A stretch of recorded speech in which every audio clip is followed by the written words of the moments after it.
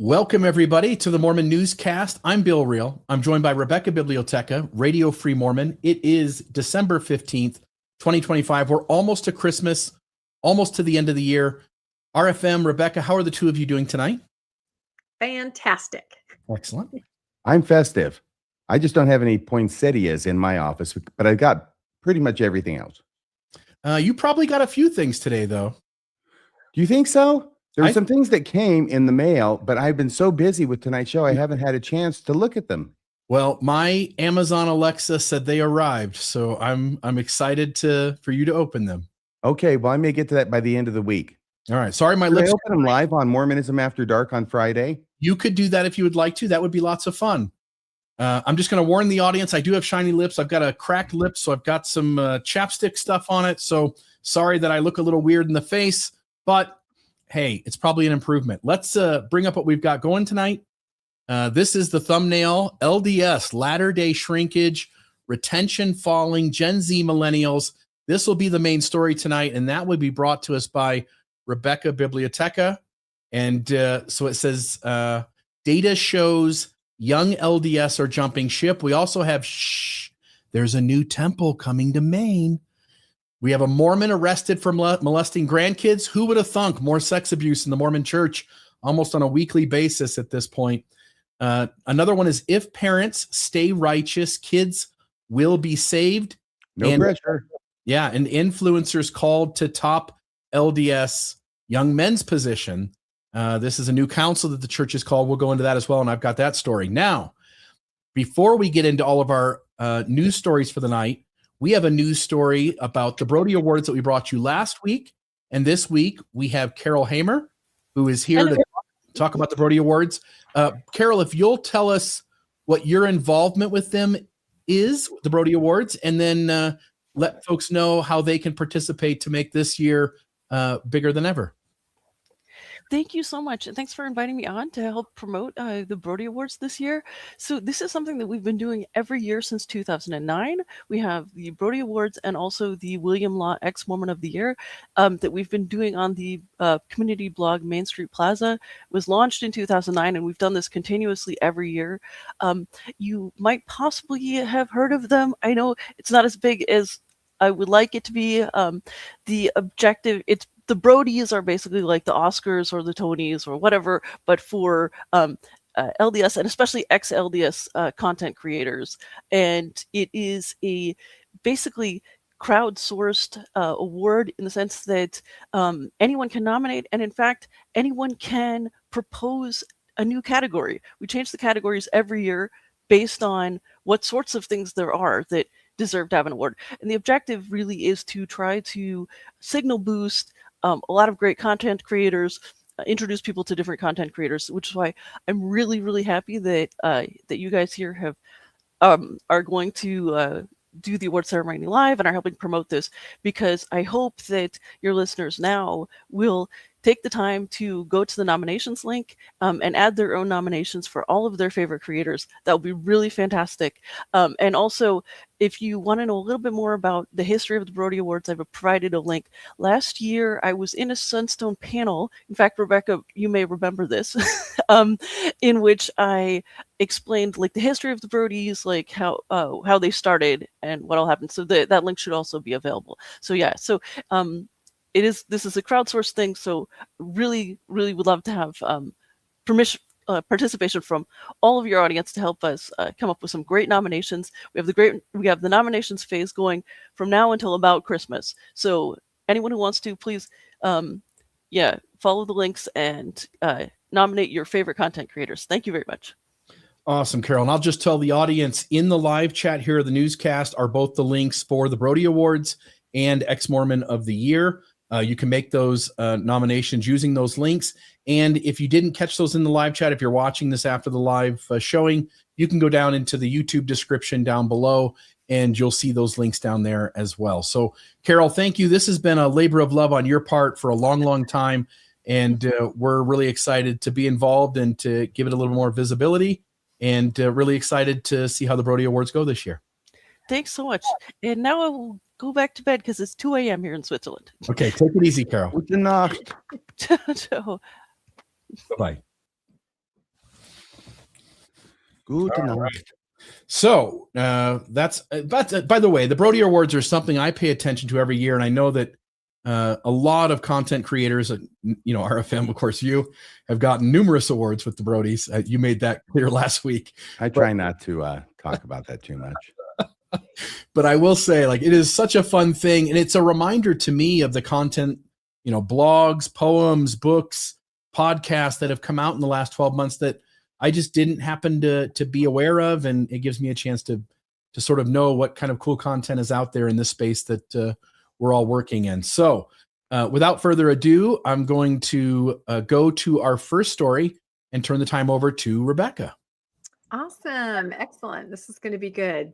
I will say that I don't know if you guys know who Jana Riess is, but not everybody knows that she has a column called Flunking Sainthood over on the Religion News Service. And so her articles will always appear there first, and then they'll show up in the Tribune, maybe the next day or two after. I always like to go straight to the Religion News Service because I do find a little bit of a difference. For example, in the data that we're going to cover today, in the Tribune, they do not display the graphs that are available on the Religion News Service article. And I think there's a reason for that. There's a little link that says, if you want to see the graphs, you can click on it. The graphs tell the story, as you'll see, but those are not available to the Tribune. I don't know if they thought it was too upsetting or something, but they're not there. So I thought I would start out with this quote. I'm sure both of you guys have heard this before. It's Richard Dawkins, and it says, how thoughtful of God to arrange matters so that wherever you happen to be born, the local religion always turns out to be the true one. Have you guys heard that? Yes. Yes, absolutely. And that's exactly what we're talking about. When you were born into a religion, this is what you tend to think it's all about. This is what you tend to think is the one true religion, until as you get older, you may get different information and sometimes may step away. And this is what we're going to be talking about today. Janet's article says U.S. Gen Zers and Millennials are leaving the LDS Church. Data confirms. So we've been talking a lot about data. We've been talking about people staying, people leaving, signs of upward trajectory growth, signs of plummeting membership numbers. I think this is one of the best analysis that I have seen. And I think you guys will probably agree with me. She says the research question that I guess ask more than any others nowadays concerns young adults who grew up in the LDS Church. Are they leaving the church more now than in the past? This is what Jana is going to show through the data. I hear it from parents, bishops, other LDS members who are deeply concerned as they observe more young people abandoning Mormonism, including their own kids. So people are understandably upset about what they see anecdotally in their wards, in their neighborhoods, with the kids that they grew up with, the people that they know. But high-ranking church leaders have countered this as it's just a particular narrative, right? It's not based in fact at all. It's a narrative. And if anything, young people are flocking to the church in record numbers. How many stories have we reported on RFM in the last couple months where they're like, oh my gosh, it's just exploding? I think they use the word exploding quite often. As evidence, they point to the rising numbers of students enrolled in the church seminary and institute programs. We're going to talk about that. And expanding global missionary force. We're going to talk about that. And also a rebounding spate of new converts worldwide. So data is one thing, but here is the anecdotal evidence that we're seeing. There's a difference there, and we're going to find out why. So in this two-part series that Jana is going to do, this is the first article of the two. She's going to show the data trends for young Mormons in the United States. Now, there's a difference because I believe there are more probably young Mormons outside of the United States than inside the United States.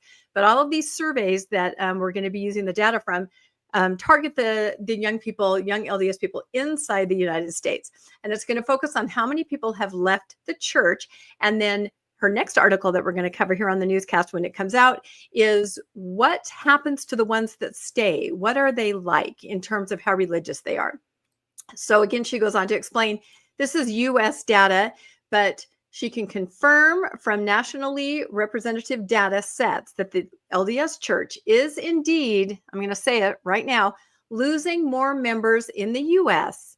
and that this disaffiliation is primarily driven by younger adults.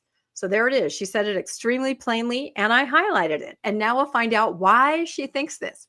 So in this article, it's going to examine the data in the United States, Gen Z, millennial adults who were raised in the church. That's the important part. And they have since left. And we're going to show exactly what these numbers are. And we are going to show the graphs, unlike the Salt Lake Tribune. Can I just insert something here? Yeah, in go a ahead, nice way? please. Yeah. This is the cohort of membership of the church that the church cannot afford to lose. Yeah. These are the ones who are supposed to be having baby Mormons, getting married in the temple, having more Mormons as kids and raising them up in the church. Yep. No, you're exactly right. And I think as we go through this, and then in the back of your mind, I think like me, you're going to go, wait a minute, they just implemented this and this and this, and you're going to see that it's completely data driven as far as what they're trying to do. And Is this the graph? This is the graph. We're Oh going my to talk gosh. about this. This is why they didn't show the graph in the Salt Lake Tribune, I We're in believe. the red. Yeah, that's right. So it says here, as you can see, over the long term, there's little question that more people are leaving the church now in the U.S. compared to the past. The first graph asked about, here's the question, childhood religion as well as current religion, and it can show exactly who's retaining and who's not. Now, this is based on 2 different surveys, Pew Research, and also, oh gosh, what's it called? I have a slide on it. There's another one that they're taking into consideration. So look at this. In the 70s and 80s, if you were born into the church, raised into the church, almost 80% of you stayed. I'm one of those, right? I was born even before that, stayed for decades. Okay. If you were born in the 90s, 76%. Also, a very high number of people are still in the church. I like to think of this maybe as sunk cost. You know what I mean? You've been in for so long. Why would you leave? It's very difficult when you're older. But here we get into the 2000s. What do you think happened there in 2000? Only 58%, according to this particular data, stay in the church after they are raised in the church. It goes down from there. If you were born in the 2010s, we're talking 54% of you are staying if you were raised in the church. And here's the number that should be so concerning to the church right there. In the 2020s, 38% of people are staying, if you can believe that. What do you think about that? Just right off the top of your head, seeing it for the first time. Absolutely. They're at DEFCON 1 in Salt Lake City. Yep. Yeah, I'll just note those gospel topic essays came out in the mid 2010s. Yeah, you had COVID in 2020, but we've rebounded from that. We've seen numerous graphs from the church and numerous statistics from the church that said that while things went down in 2020, there was a rebound in 21 and 22 and 23 because of that. So at this point, we're halfway through the decade, and it's reasonable to assume that that 38% is pretty darn close to what the number really is. I wonder how many people got fired over that brilliant idea of putting up the gospel topics essays. Yeah, well, it was kind of, what choice did they have? People were leaving for lack of information, and then people turned around and left for information. And Well, I would L. Tom encourage, Perry had a briefcase with all the answers in it. They should have put those up. what happened to that briefcase? And we're kind of going over this in a little bit of a superficial way because I mean, it's deep data, right? Like deep doctrine. So if you really want to understand, the graphs and the margin of error, you can go over to her article in the Tribune or in Religion News Service. And really, for those of you who love data, you can dig into this. So we're not going to get into that here. So, okay, so here's another one. This shows the LDS retention rates over, let's see, what does it say? Oh, this is the Pew Research graph. Yeah, sorry, I'm like squinting at my screen here. So in 2007, according to Pew, the LDS Church retained 70% of childhood members in the U.S. This is kind of showing the same thing, but by more of a, an increment of time. By 2014, that's 64%. And by 24, it has declined further to 54. So different from the other survey that they took, but Pew Research, similar. The trajectory is absolutely more people are leaving, having been raised in the church and stepping away. So like I said, you can go to the article and get more of the pure data if that's what you're interested in. Are we comparing like to like? Because if so, there's like a 16% difference in. Yeah, there's a margin of error. Yeah, there's an absolute margin of error. And it could be in the way that they ask the question. I'm not sure. And Jana talks about that in the article, that there could be a little bit of a difference there. So let me see. I'm going to go to my notes here so I can see us. So basically, this graph is showing that the younger generations leave at the higher rates. When the retention is broken down by generation, you've got the greatest and silent generation. Silent generation would be for example, President Nelson, President Oaks, much, much, much older. They have the highest retention rate of only 29% leaving. Baby boomers and Gen Xers, that's me, saw somewhat higher rate of departure. You can see this graph is going the other way. Millennials and Gen Z had the highest levels of leaving, with about 55% not remaining, according to I can't remember what the GGS is. It's the, I have a slide on it. It's the other survey, sorry. So you can see here, all the graphs are saying the same thing. They're all telling us that the younger the members are, the more they're stepping away. And as we're going to see, a lot of the things that we talk about and the decisions that they make and the programs that they implement are trying to address this issue here. All right. Any thoughts on just the pure graphs and the data here, either Bill or RFM? A couple of things. If we go back to that one right there, I'll just notice that the trajectory changes quite a bit. It sort of follows a predictable line until it gets to the millennials and Gen Z. I'll also just note there's two narratives out there, which you pointed to, Rebecca. There's a narrative that the church is growing as wildly as it has since the 90s at least. And there's a narrative on the outside of the church by every entity doing research that the church is shrinking. Now, everybody out there who's listening gets the chance to believe whichever narrative they want, because both narratives are coexisting. Now, I would simply say, if you look at all the things, and you're going to note the programs that have changed, the things that have gone on, when you look at everything the LDS Church is doing, which conclusion narrative do all of those changes support? And at least with me, it seems quite obvious. Yep, perfectly stated. All right, anything else, RFM? Yeah, they're about to announce that as soon as you graduate from primary, you go on your mission. Yeah. And that may be what it takes. I'm not kidding. So to recap, she says in her article, both studies show, and it's the general, I just looked it up and I still can't remember what it's called, the other survey, two important surveys. Both studies show that the more people are leaving the LDS Church in the United States, and that disaffiliation is higher for younger saints more than older ones. And both of these studies are respected enough by the church that it has cited their findings in other, the church uses these particular institutions to prove their data. There was one on married people are happier, how Americans feel about Latter-day Saints. So according to the church, they themselves use these organizations that collect the data. I don't know if they want to use this particular data, but when the data fits their narrative, they respect these institutions. So here's what's interesting. This article, Rebecca, yeah, I think it's the General Social Survey. it is general social. I don't know why I couldn't pull that out of my brain. I have too much stuff in there. Yes, exactly. Thank you. I think I probably listed it 20 times on the slides and can't read my own slides.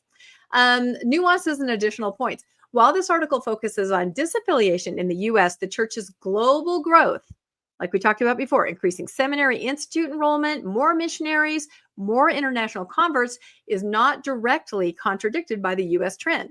In other words, she's saying both these things can exist because that other data, there's kind of a caveat to a lot of it. And we're going to look at that briefly here. She's So being very nice, but actually the church is just lying through its teeth, especially Elder Cook, and we all know it. okay, I let RFM say it. Yeah, I say it really nicely, like Mary Poppins. That's right. So it's clear that at least in this country, many young people who grew up in LDS are exiting the doors. That doesn't mean it isn't true that the church's Institute program offering religious education and community for young adults is growing numerically across the globe. Why do you think it's growing across the globe? Are you familiar with Pathways? Mhm. Yeah, that's that educational program that the LDS Church offers to people all over the world. In fact, it's kind of a gateway into the religion that will kind of offer this educational opportunity, an opportunity to advance yourself.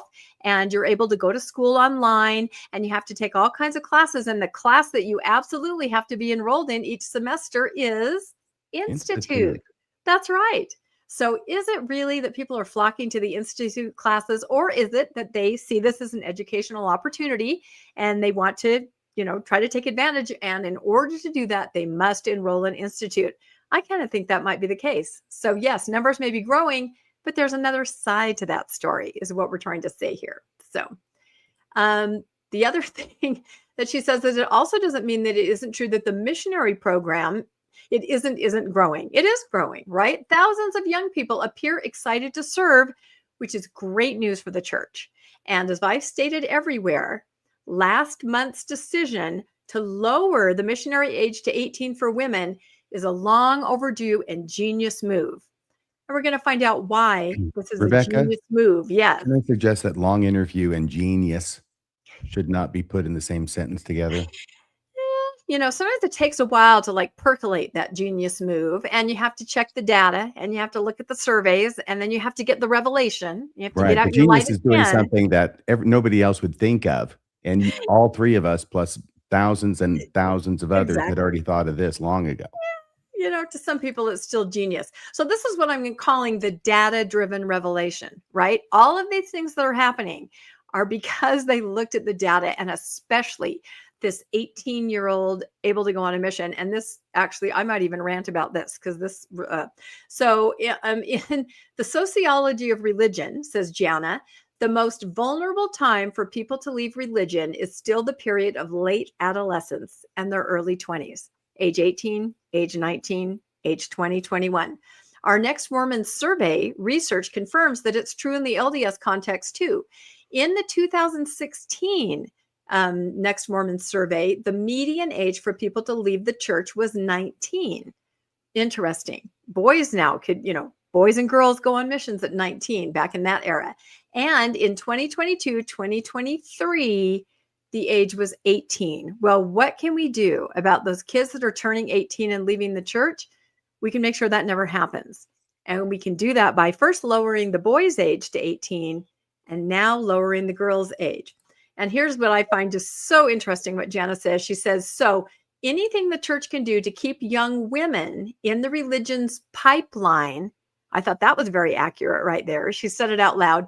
Don't go there, Rebecca. What? Don't go there, Rebecca. I'm going there. She said anything the church can do to keep young women in the religion's pipeline without a critical gap after high school. And I, of course, added a critical thinking gap after high school could be beneficial. And this is why, and I'm talking about girls here, but I've seen this with the boys that leave at age 18. And I've been around a lot of boys that leave at 18, right?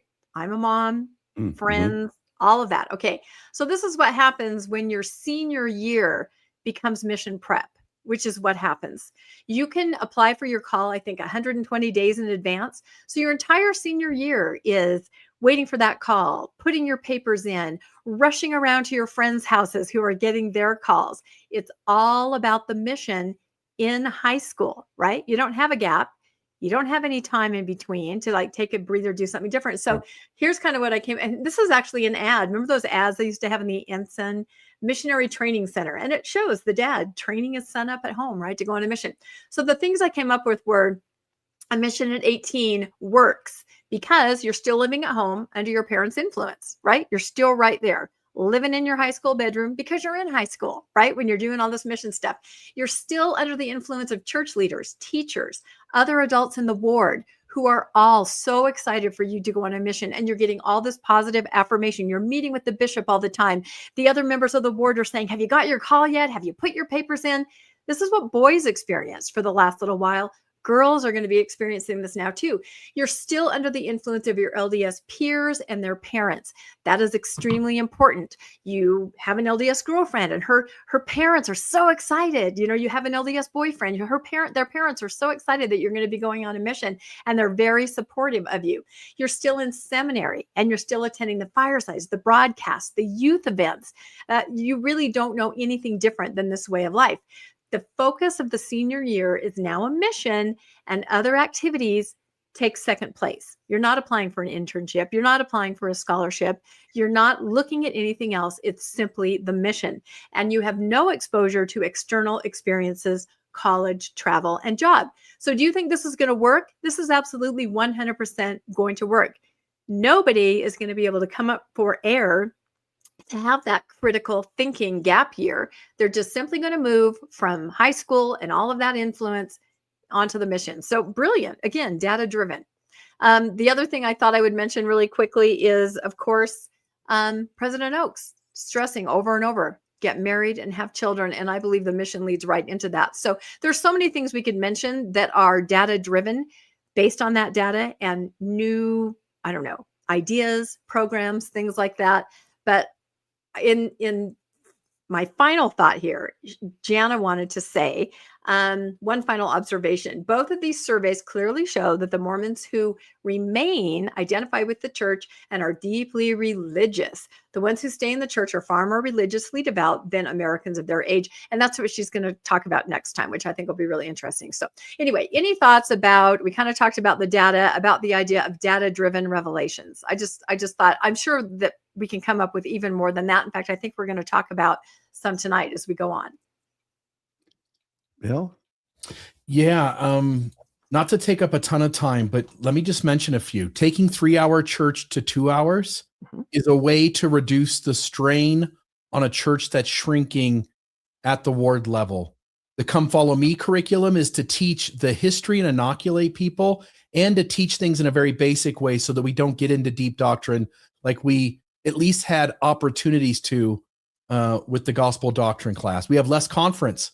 The church leaders are self-admitting that members are better off hearing less from prophets, seers, and revelators. And how? Home and visiting teaching has been turned into ministering, and it has less pressure on it. Some of the fewer quotas and less reporting guilt. That's what you do with an entity that's just not carrying its load, and the pressure is only making things worse. The high priest group was discontinued several years back and combined into the elders quorum. That is a move you make when you have a shrinking church and you don't quite have the manpower that you used to have. Allowing bishops to be the main go-to overseeing the young men and young women rather than the young men's and young women's presidencies, for instance.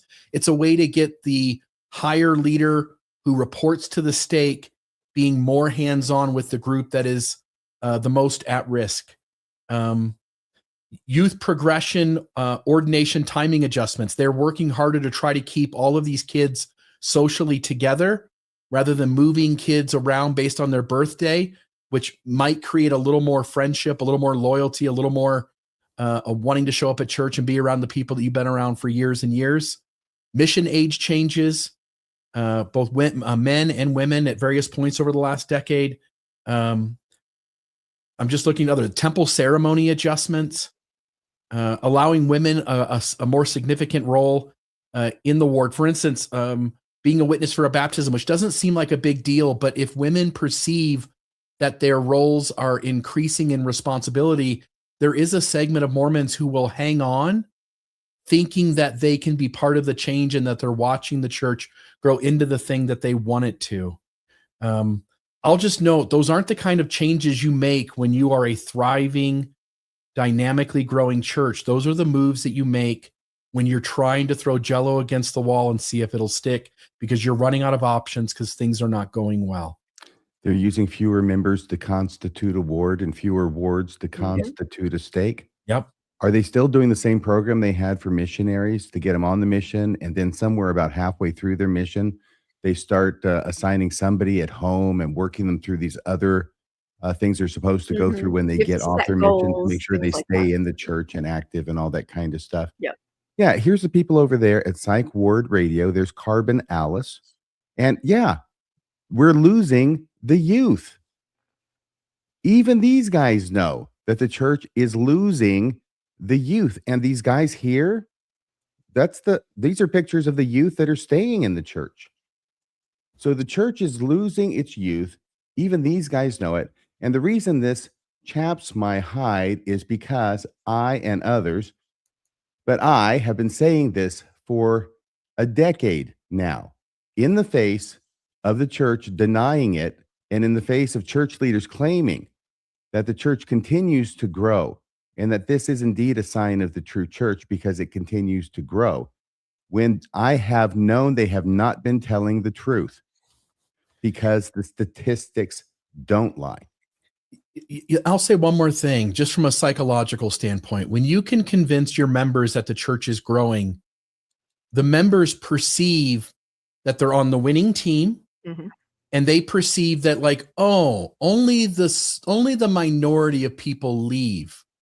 if the church were to acknowledge that it is shrinking, it conveys a message that actually compounds the problem, because it now tells the members maybe they're the foolish ones for staying around.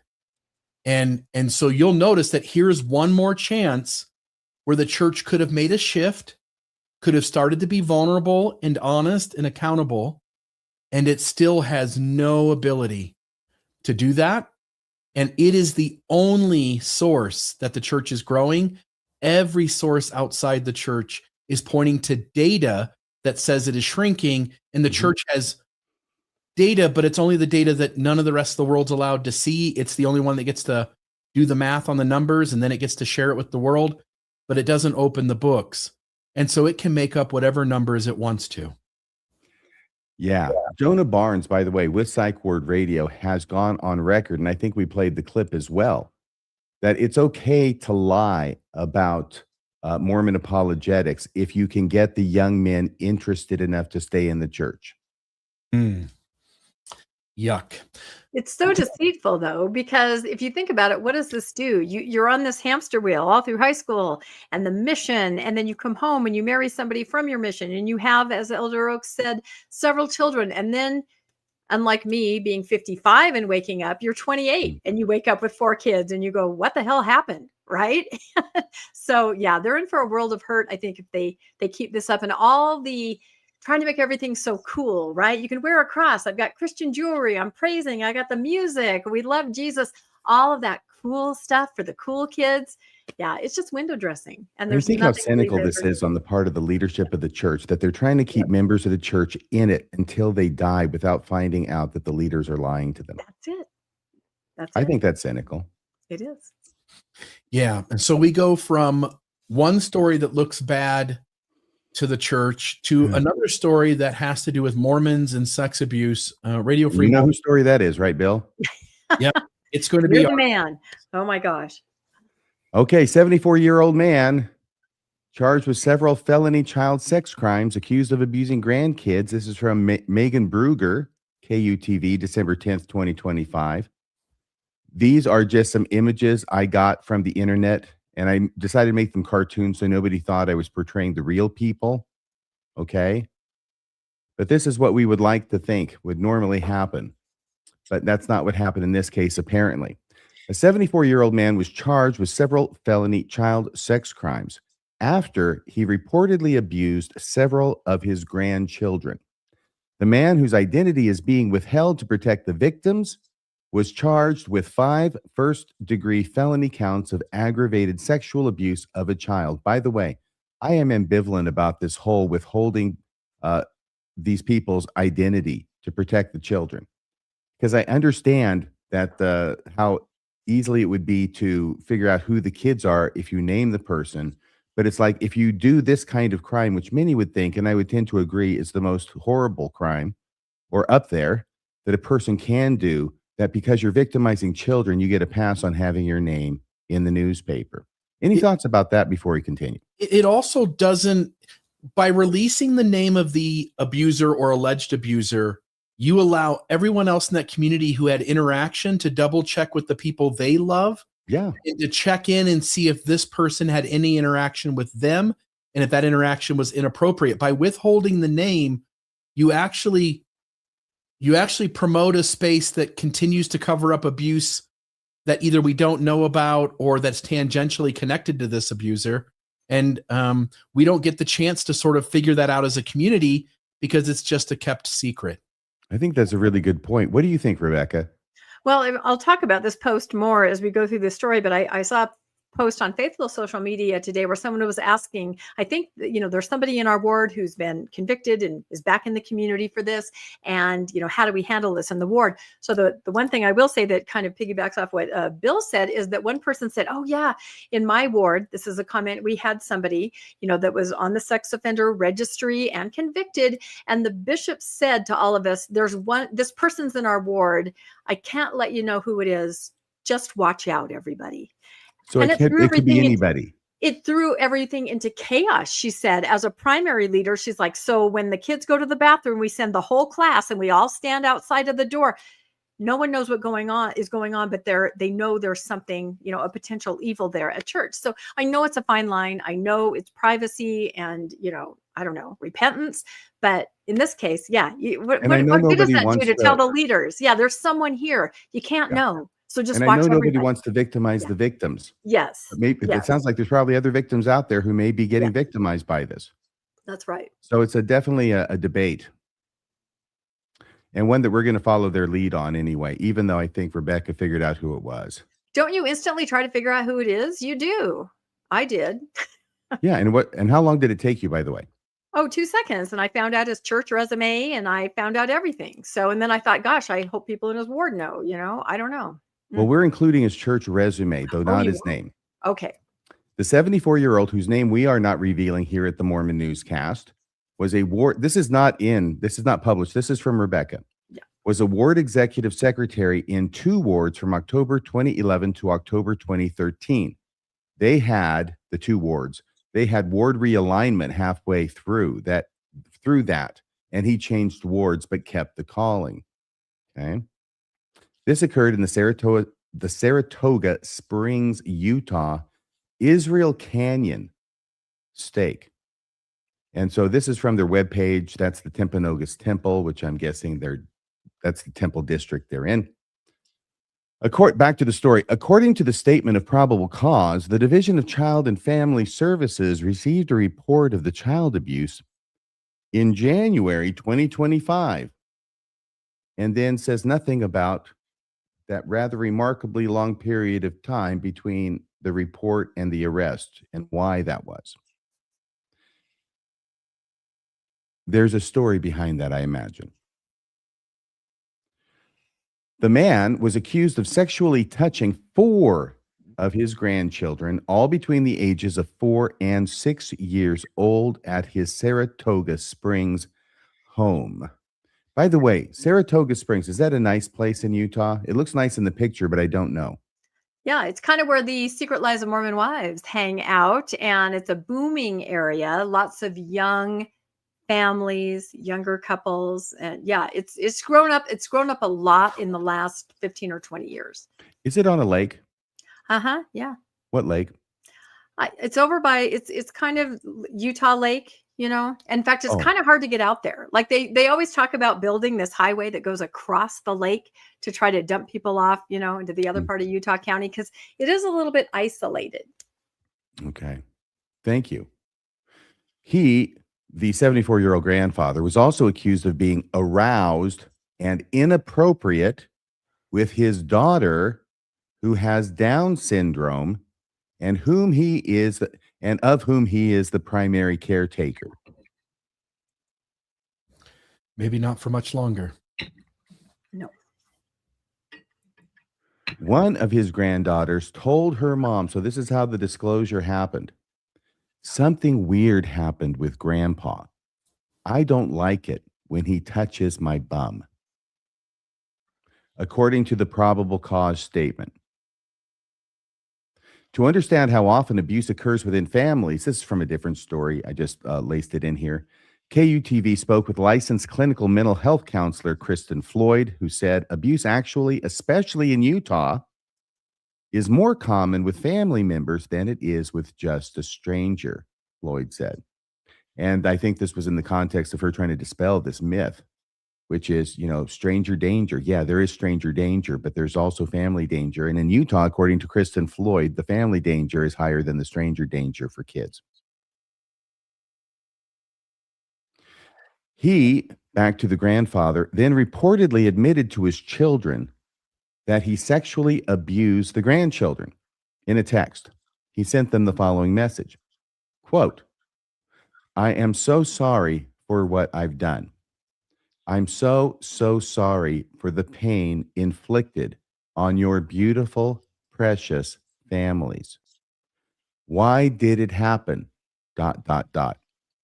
In my weakness, he told me there is no harm in a little of this and a little of that. Once the dam I built was breached, the breach grew little by little. ... I'm now facing 15 years to life in prison. Let me ask you this, RFM. Who do you think he is? I have made a couple posts about this, and different people think different things. So when I first read it, it says, he told me there's no harm. I'm thinking the adversary, Satan, right? Mhm. Whispering in his ear. There's nothing wrong with a little bit of this. But other people said they thought maybe he was talking about God told me, it's okay. You're a good person. This is okay. I don't know. What do you think? Who's he? That is just so disturbing to me. Oh, well, I think it's what I think of when I hear it is the Book of Mormon passage talking about Satan. Mm-hmm. Do a little bad here, do a little bad there. Eventually, what I all thought. be okay. And thus he tempteth them and leadeth them down into these bad roads and, catches them. And now they're going to be damned forever. That's what it makes me think of. Yeah, I think when you go on and talk about the wife's forgiveness, people put that together with that and said, maybe God's forgiving, your wife is he just seems to want to pass, however you look at it. As soon as he got to this point of, I'm now facing 15 years to life in prison, I could see where this was going. Yeah. He explained that he will spend the rest of his life in prison and then questioned whether he deserved that. Yeah. I don't know. No, you deserve to be burned alive in a vat of boiling oil. That's what you deserve. Life in prison, you're getting off easy. Can I say something here? So if we go back, she's pointing to abuse, actually, especially in Utah, is more common with family members than it is with just a stranger. I assume that Floyd is saying, like, compared to Ohio or Pennsylvania or Wyoming, or, that sex abuse in Utah has a lot more of in-family abuse occurring. And it just strikes me. I wonder if one uncomfortable dynamic is that LDS theology normalizes familiarity by training its members to refer to one another as brother and sister. Mm-hmm. And on the surface, that signals unity and spiritual kinship and all that kind of stuff. But I wonder if psychologically it blurs the boundaries in ways that if all of your ward members are your brothers and sisters, in a sense, then if you're having intimate relationships with your partner, you're having it with your sister in the gospel of Jesus Christ. Right. And I wonder if, at least on some little degree, that there's a blurring of family lines and boundaries and labels that sort of the person like this, because the next slide here, where he says, in my weakness, he told me there's no harm in a little bit of this and a little bit of that. Once the dam I built was breached, the breach grew little by little. All it takes for someone who's already got an unhealthy mindset is just a little wiggle room that something's okay. It's not as bad as the world says it is. Right. God came and had sex with Mary, physical sex with Mary, to beget the body of Jesus, which is commonly still taught in the foyers of the church and hinted at in numerous authoritative books that the church had out in the 50s, 60s, and 70s. So, that blurs things a lot, doesn't it? No, can I add one more thing? When I was at BYU, we had family home evening groups assigned, with different student apartments put together. And there was a mother and a father called over them. And people would call them that on campus. Hi, mother. Hi, father. And we're all the siblings in the group. There's a blur. They finally made everybody stop doing that, because I think they recognize that. The other problem I have is calling an 11-year-old girl a young woman. She's a young woman. She's not a young woman. She's a child. She's not even a woman when she's 13 or 14. I have such a problem with that you just see children as adults, and in a twisted mind like this. And as somebody pointed out in the comments, and I was thinking the same thing, in this entire statement here, someone else made him do it. It wasn't me. I was told. I was influenced. I didn't do it. He's not only a victim, he's somebody that will not take any accountability. He was, forced to do it or told to do it. Some other entity had influence on him. Good point. So now he's facing 15 years to life in prison. Yeah, because he's 74. So it's not going to take that many. He explained he will spend the rest of his life in prison and then questioned whether he deserved that. No, I don't think you deserve that. And I think I've already explained why. Do you think he deserves that, Bill? I think, as you pointed out, he deserves a whole hell of a lot worse. Rebecca, do you think this is too harsh? I don't think it's too harsh. And I think we have story after story, week after week, and we only choose some of them. I mean, there are others we could cover that you just get to the point where you're like lumping them all together going, something has to change. This is just too much. Yeah. Officers, continuing with the story, officers searched his phone and found hundreds of journal entries. He reportedly made multiple references that members of his family encouraged him to take accountability and report his crimes to the police. So what did I think when I read this? I thought, why the hell isn't anybody else calling the police? Why are they going from the premise that this guy is the only one who can call the police on himself, and if he doesn't do it, nobody else will? Thoughts about that? Any? Seems like,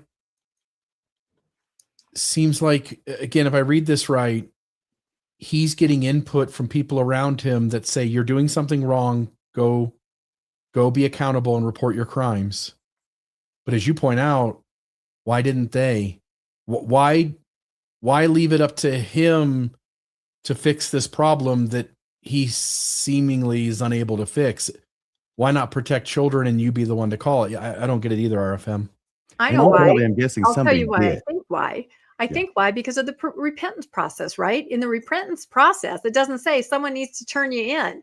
It says you need to take all this action, right? So they're more concerned about his salvation, him implementing his own repentance process, than they are about protecting the children. I mean, maybe that's the simplistic way to look at it, but they seem to want him to start on that repentance path. And that means take personal responsibility and you know, try to right the wrong, all the steps. So it doesn't involve. That's a good point. Yeah. That's what I think that may have something to do with it, indeed. And like I was saying, I think eventually somebody did call the cops. And I don't know how long a period of time it was they were encouraging him to, and he did not. He also reportedly admitted that he was, quote, attracted to all ages of females and has a long history of sexual abuse. Period. End of quote. And then we get to the journal, because he had a journal. And I'm just going to mention something about journals, because when I was growing up in the church, everybody was told over and over again, you're supposed to keep a freaking journal about your life and all your spiritual experiences and the important happenings in your life. Rebecca, is that true? Oh, that's true. I kept a journal every day of my life from age 14 to 21. You actually and it was did not, it. I actually did it. I have them. Oh my gosh, I'm going to publish them someday. And I drew pictures of all the new outfits I bought in the 80s. I mean, these are really comprehensive, and they were big. They were like 12 inches they were large volumes. They weren't just a normal small book. And I wrote every single day until one day in college. I came home and my roommate was reading my journal. I was 21. I had never before that point recognized that somebody might read it. Isn't that funny? I was writing it for therapy and to draw pictures of my clothes and all those things. And as soon as I realized that somebody might read it, it triggered me. I snapped it shut and I never wrote again. But I What have was she all reading those. about? I don't know what she was reading about, but just the idea that somebody might. So it's actually very funny. My high school friends will still to this day call me and go, oh, can you look that up? I swear it was this and this and this. I have the receipts for the entire, decade from 1978 to, well into the 80s. But yes, they told you to do it at church. It was absolutely something we were supposed to do. We are a journal keeping people. And this guy is 74 years old, so he's about your age. And he probably grew up doing the same, hearing the same things about keeping journals, don't you think? Oh yeah, perfectly my same age. Yeah. Yeah, but here are the same stuff, and he did it too. He kept journals. What a maroon! So I just took this paragraph from an article about journals, 2020, May 16th, by common consent, the blog by Richelle. It is an R.I. Wilson, where she did an article about journal keeping and a history of its teaching in the LDS Church. And here is her paragraph. A quick search of the LDS General Conference corpus reveals that general authorities have also stopped talking about journaling as much in their conference addresses. Spencer W. Kimball, my prophet, who served as president of the church from 1973 to 1985, seems to be the primary driver of the council to journal. The Mormon wiki page, Keeping a Journal, is mostly populated with Kimball quotations. In the decades following his presidency, it is largely women speakers or leaders addressing young women who bring up the importance of keeping a journal. Of the 23 references to the word journal in the General Conference talks of the 2010s, close to half of these are referencing journals of the past kept by grandparents, pioneers, or former church leaders, and only 3 of them in this whole decade of the 2010s, only 3 of them are invitations to write in or keep a journal, 2 of which were addressed to the young women, and 1 of which was from a talk delivered in Spanish by Elder Hugo E. Martinez of the 70s. That may have been that one-time glorious experiment they did of having the foreign-speaking general authorities speak in their language, their native language in General Conference. They did that once. I thought at least it was interesting. It was more interesting than it usually was, and I'm sure it gave them a greater freedom of communication than they would have had otherwise, trying to do it in a different language, i.e. English. That said, my perception of the spiritual imperative to keep a journal is largely from memory and not recent counsel given to adults. In other words, yeah, this was all over the place back in the 70s, but it has really, really gone downhill since then. And they don't talk about it at all. It used to be we were supposed to keep gardens. That was part of the gospel. We were supposed to keep journals. And if you thought it's tough being a Mormon today, let me tell you something. Okay, so this is, I think, the end of this story, and I want to get your thoughts about it. Sorry, I just had one question. Do they even tell you to keep missionary journals anymore? I don't know. I don't even know if they do, because they really don't emphasize. I just had that thought. I don't know. I don't know. I think that this article actually talks about missionary journals, and it may be an exception. Okay. But I can't remember exactly. But I know that they never talk about keeping journals, just like they never talk about keeping food storage. Oh, that's right. We're supposed to keep 2 years of food storage back in the 70s as well. Now they don't talk about it until what happened? Oh, yeah, this little thing called COVID. And then they didn't have, people don't have any food. And they're going, we don't have any food. And Bednar says, well, we used to tell you decades ago, it's your fault for not, doing it when we told you. Like reading what we said decades ago and following the directives. All right. Sorry, that was a tangent. Go on. I just had that thought. That's it. Any thoughts from you, Bill, about this before we go on? Throwing it back to you. Yeah. It's just a gross story about another person who happens to be LDS. Again, the church isn't directly involved in this one. But I think that there at least are some family dynamics around authority, who's in charge in the family, how one goes about confessing a sin that led to at least one person and maybe more dropping the ball on allowing this guy to handle his own accountability rather than someone else trying to protect children. So that's all I've got. Rebecca, any other thoughts there? Otherwise, okay, I'll jump into the next story, and this one is mine. This one here is that 14 men have been called to serve on the Young Men General Advisory Council of the Church of Jesus Christ of Latter-day Saints. These advisors began their service on December 1st, 2025, and will assist the Young Men General Presidency. And it says, as they seek to teach, serve, and watch over young men around the world. By the way, this is another one of those changes, Rebecca, which is that if the youth are falling away at a ever-increasing rate, you need more smart minds in the room to try to figure out, with certain kinds of skills, which we'll talk about in a moment, certain attributes by which they will be of service to the church in creating new programs, going in new directions to try to help the youth stay active. Their calling comes at a time when the church is clearly focusing on strengthening global youth programs and helping local leaders navigate the challenges facing young men today. But this wasn't just a young men thing. You pointed this out, Rebecca. It's also worth reminding viewers that this is not a one-off move. In 2023, the church created a similar General Advisory Council for the Young Women's Organization, calling the same number, 14 women, to assist the Young Women General Presidency. That move was framed as a way to bring broader perspective, lived experience, and professional expertise into youth programming. I like that word they use, programming. Sometimes they tell you the truth. In other words, the church has now mirrored the structure on both sides of the youth program, signaling that advisory councils are not experimental, but a part of a longer-term shift in how youth organizations are guided and shaped at the general level. The makeup of this Young Men's Council is diverse in both geography and professional experience. Same is true with the Young Women's Council as well. Members include businessmen, educators, church service veterans, creators of digital content.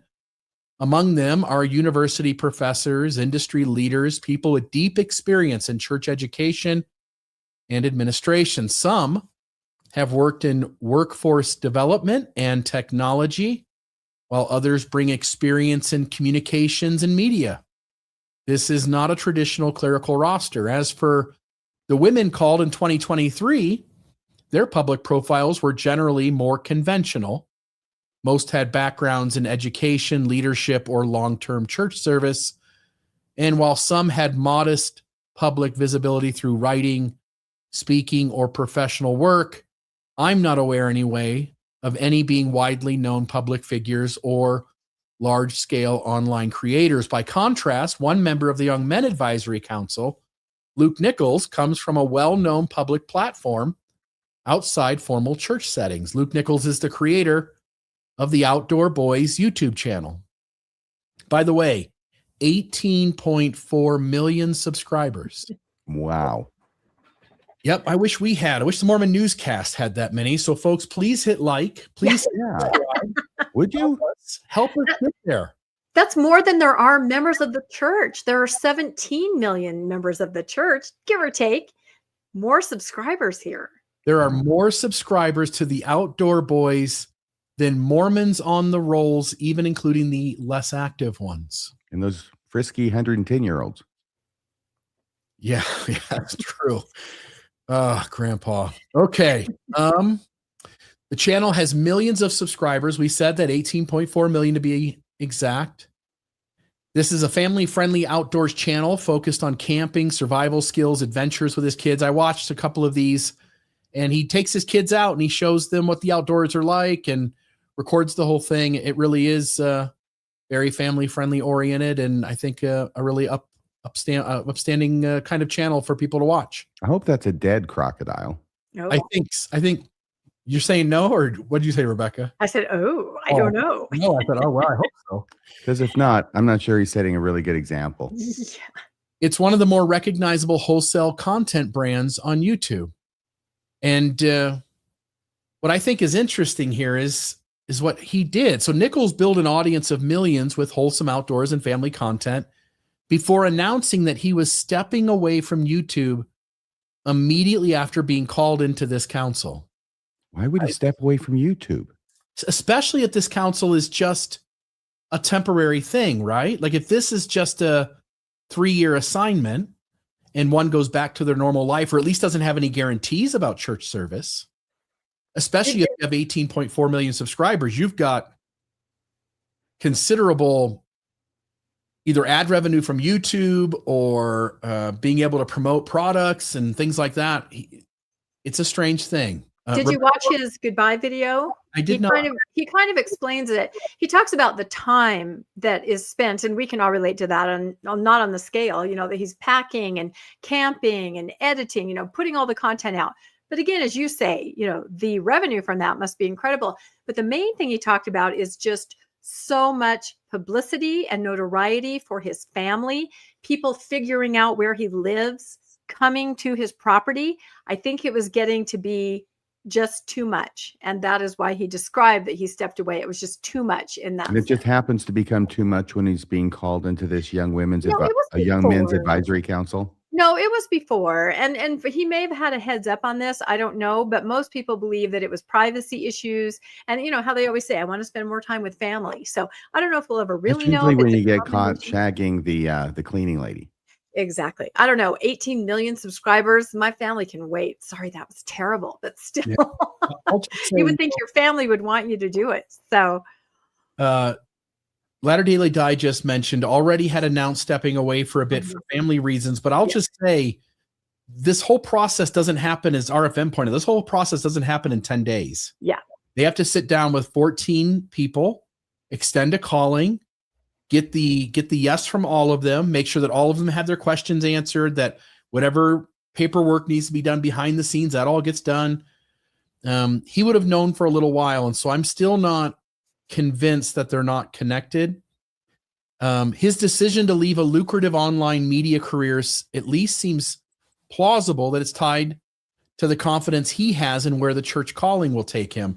I imagine, by the way, when church leaders sit down with wealthy members of the church to extend callings to them to serve in the church, there would have to be, in lots of these situations, a conversation around whether that person should completely step away from their career and not be able to quite get back to it, what that would involve, and some assurances if one is going to lose future income that they will have the opportunity, as long as they are righteous and worthy, to be able to serve going forward in the church in some capacity that allows them to take an income from it.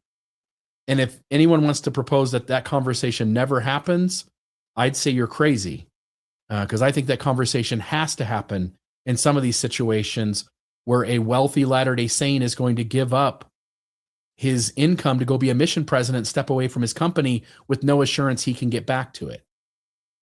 How about this conversation? Tell me if this one's crazy. Because I would think you'd have to be a pretty dim Mormon not to realize that this guy's platform could be a benefit to the church, and have him hawk Mormonism in one way or another while he continues to make his videos. And I can't imagine that proposal not being made. But if he's taking a leave from this, then if that's correct, then apparently he says, no, I'm not going to do that. Yeah. So I'll just note here, his inclusion on the council could certainly be an attempt on the church's part to value voices that bridge cultural engagement and gospel teaching. Does that mean people who are famous? No, I'm saying that because he does a video where he teaches his kids in a good way about the outdoors and good family-oriented stuff, that the church might be looking to have access to the public image of him, who has a really solid public image on his YouTube channel with 18.4 million people. And as you point out, RFM, not that I'm saying that what you said had to have happened, but right. Man, and I'm not either. It seems like it couldn't help but happen to some degree. Him helping pack up after, being in his church clothes because he just went out as a ministering servant to visit the home of somebody, and now he's back at the house and he's all dressed up and in his white shirt and his tie as he went out to visit members of his ward. There certainly would be moments of overlap where people watching the channel might at least get some clues into Mormonism. Seems like the Mormons just can't let go of Boy Scouts. Yeah, to some degree, it's true. It also highlights the financial capacity of the church to call successful, high-earning individuals into full-time service and offer enough long-term security to demonstrate confidence in the financial future of those who are called.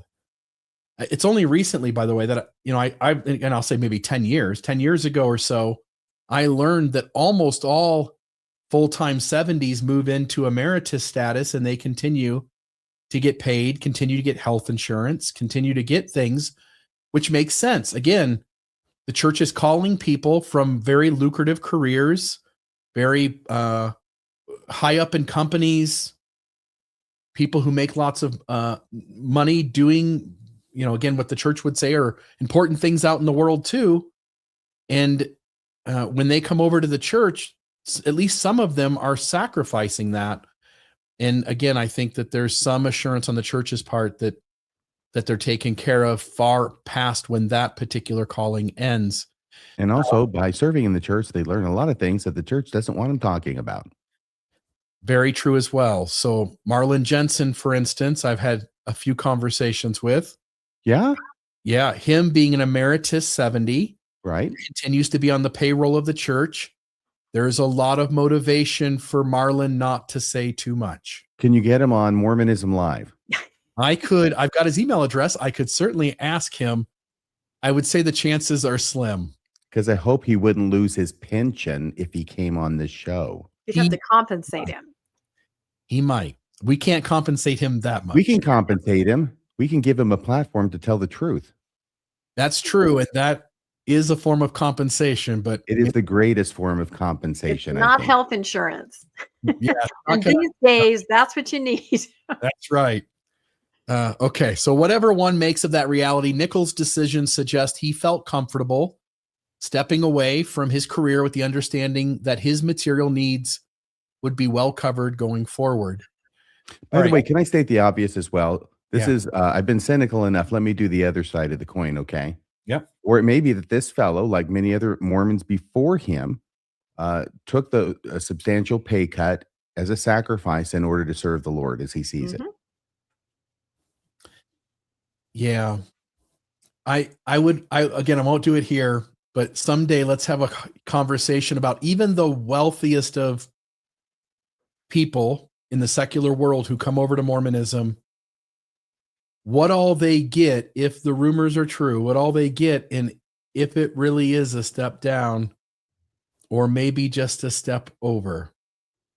But I'll leave it at that. Taken together, let me put this back up here.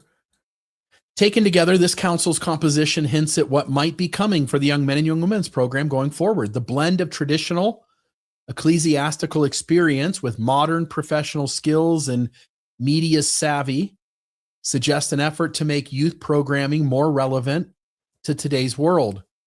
The church seems to be preparing its young men, not just for priesthood duties, but for complex cultural environment where leadership, communication, and personal resilience are increasingly necessary. In a similar way, the church's approach with the Young Women's Organization appears aimed at preparing young women not just for traditional roles within the faith, but for navigating a complex cultural landscape where confidence, leadership, emotional strength, and identity formation are increasingly central. By the way, I just want to note to the church, the more you create an environment where the youth can flourish, on one hand, it may protect, in your eyes, it may protect those youth from stepping away. It also may give them the confidence in their own inner voice to trust what their body and mind is telling them rather than what the narrative says. I'll just note that as well. But these new councils and the leaders who serve within them could help shape an approach that better captures the youth's attention and is more attuned to the realities those youth face today. We've come a long way. Again, I put that pamphlet up there not to be funny, but there was a day where the way we handled the youth, spoke to the youth, taught the youth versus how we deal with youth today in the church, it's a night and day difference. And one has to at least wonder, because I don't think we're at the end of that shift. I think we're in the beginning of that shift. It'll be interesting to see 10 or 15 years from now what the church youth program looks like. Any thoughts from you guys?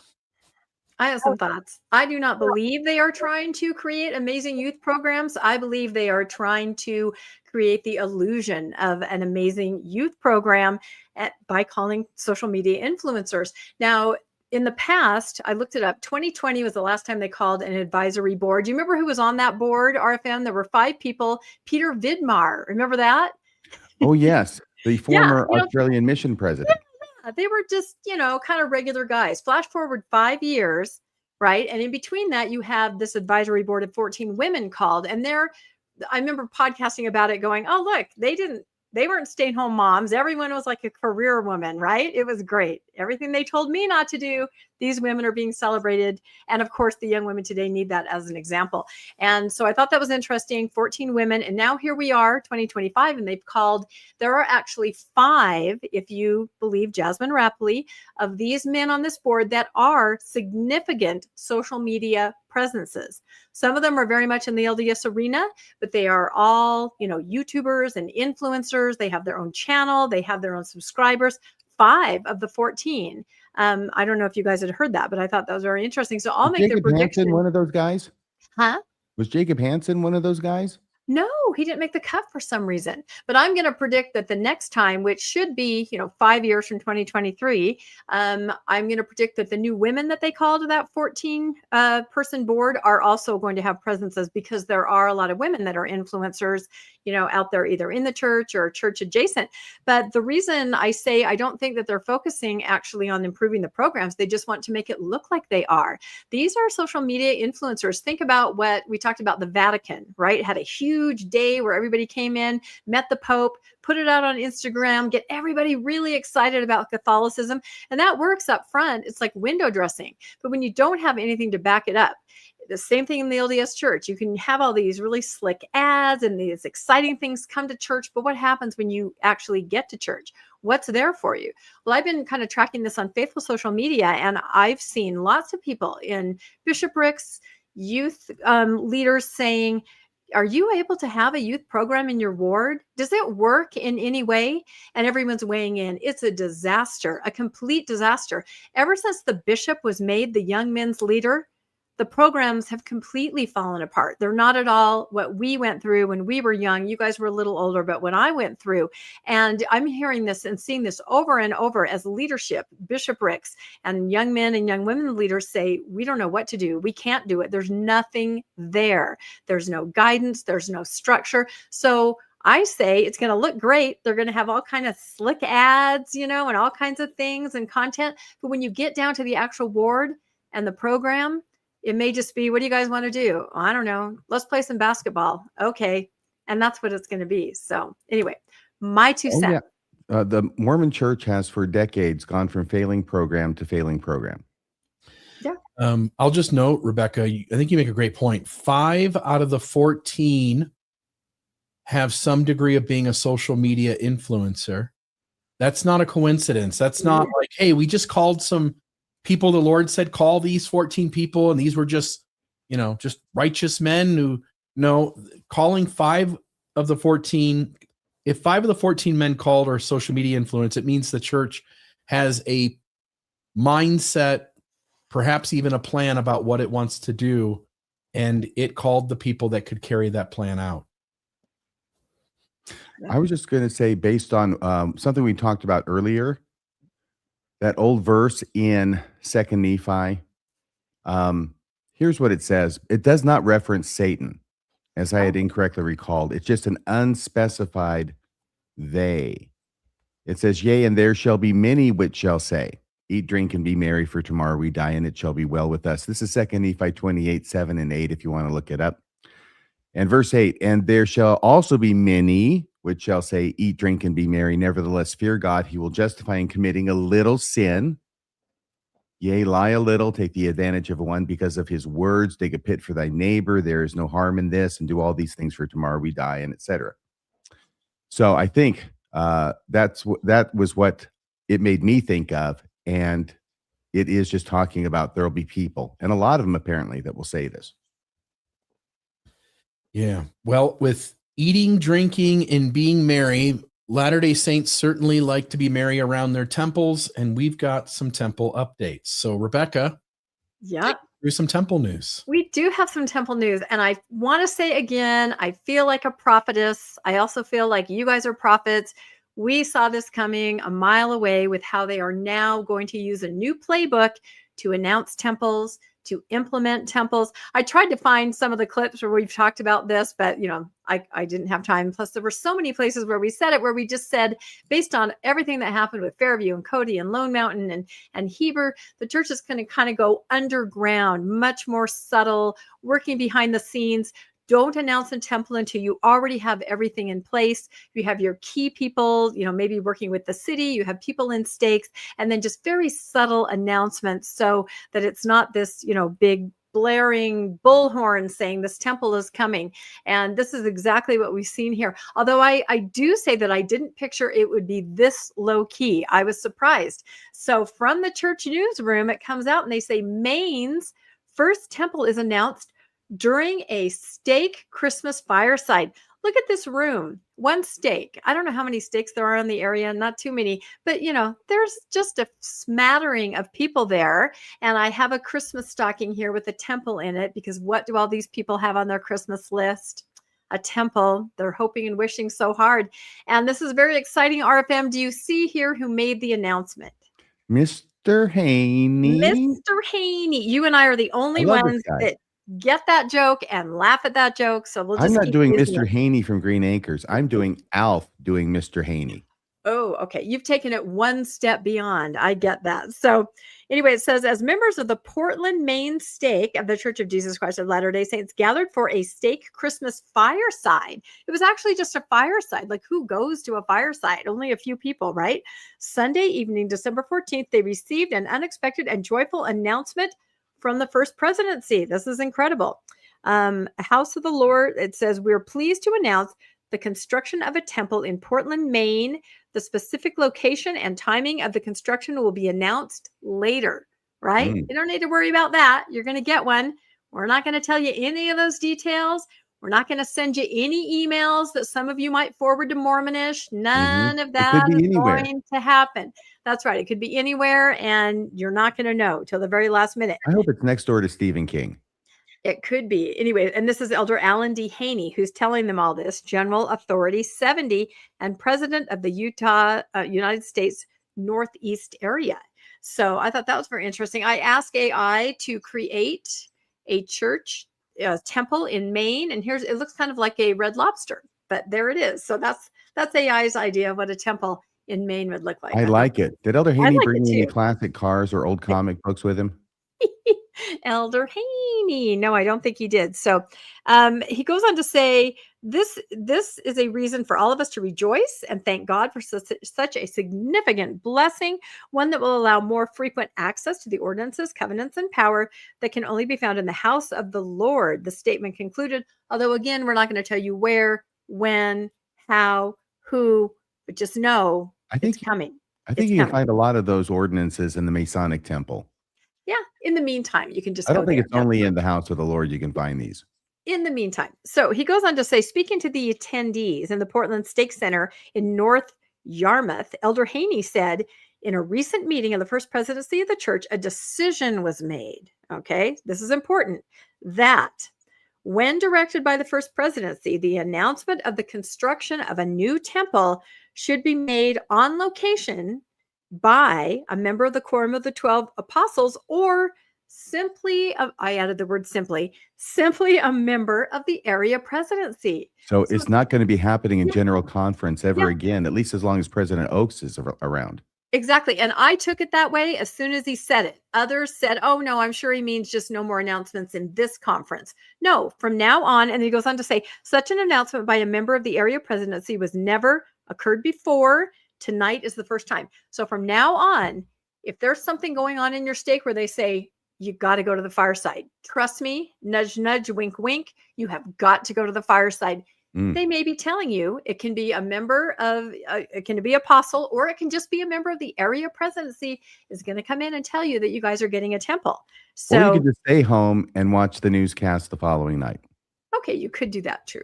Or a short from one of us, or some of us that have insider information. Although I think I explained to you guys how, when I used to get so many emails from stakes about all these temples, nothing, nada. They are not sending them out anymore. And I call this whole thing the Fairview legacy. I think it's because of Fairview and all those other temples and the media attention that they have basically been driven underground. For example, here's Flagstaff, Arizona. The announcement for Flagstaff was made a year ago from the pulpit. President Nelson, Flagstaff, whoa, everybody's cheering in the conference center. Within hours, there's already a Facebook group saying, stop the temple. There is a petition, save our dark skies. When you hear it that publicly, you know what to do. And this completely negates that. It's very low key. It's very on the down low, and it's very underground. So you're not going to have all these problems you had before. So I'm just hoping that when they do build it, this is my new favorite thing I found for Christmas. I need to buy myself one. It is a lobster nativity. So I'm hoping that maybe when they do build the temple, they'll incorporate that somehow into it. This is actually real. You can, I think, order one online. And Of course, they're debating back and forth. Is this sacrilegious, or is this, as I find it, super cute? But yeah, look, a little clamshell manger, and it's all in a lobster trap. So I think the thing that makes it authentic is that when the baby Jesus lobster grows up, they don't crucify him. They throw him in a pot of boiling water. Oh, what a lovely, lovely holiday thought. I like that quite a bit. So we had one more temple story. This is going back to Heber, of course. You guys all remember that saga. And I can probably skip through these pretty quickly, but the Utah Supreme Court considers the Heber Valley Temple appeal. Now, the church had wanted this to go before the Supreme Court as quickly as possible, but it was like 2 months. They really took their time. So it has to do with the zoning dispute. Should construction of the Heber Valley Utah Temple be allowed to continue while some of the residents are appealing whether it was even legal or not that it was approved? And this is what the court is going to weigh in on eventually. Rebecca? Yes. You know that 2 months is like light speed for lawyers. Yeah. I'm learning this, that these decisions, I mean, we're still waiting on that Fairview decision, right? It takes a long time. I'm too impatient to be involved in the legal process. But the court is trying to decide, between the harm of making the church wait to construct their temple and, what it would actually do if the lawsuit is decided that you can't build the temple, and they have to kind of go backwards on that. So if you remember the Heber Valley Temple, it's outside of Heber City. I believe it is there because it's a destination temple. It's a gorgeous area, and it's right next to a girls' camp that is packed all summer long with busloads of girls. I believe it's built mostly to take those girls to do baptisms for the dead. It's 88,000 square feet, 210-foot steeple, Jack to Jesus, lit to the sky, and that's where kind of all the problems stem from. So it was approved by the Wasatch City Council way back in 2023. We have been talking about this for over 2 years. Despite being in a residential area, despite being right in the path of an airport, there were lots of problems. And there were 2 different lawsuits that were kind of pending. One had to do with dark skies. That ended. They ran out of money, but there's still another lawsuit pending. And the article says that the Wasatch County defended its approval process by stressing that the local legislative decisions like the zoning and all of that shouldn't be decided by courts. It should be made by elected officials. And again, I have to point out that this person here with the golden shovel to the left of President Nelson is on the Wasatch County board that made the decision that it was fair to allow the temple. So just have to always point that out. So anyway, By the way, it is with it. If you can go back to that slide. Yes. I will just state the obvious. Okay. Yes.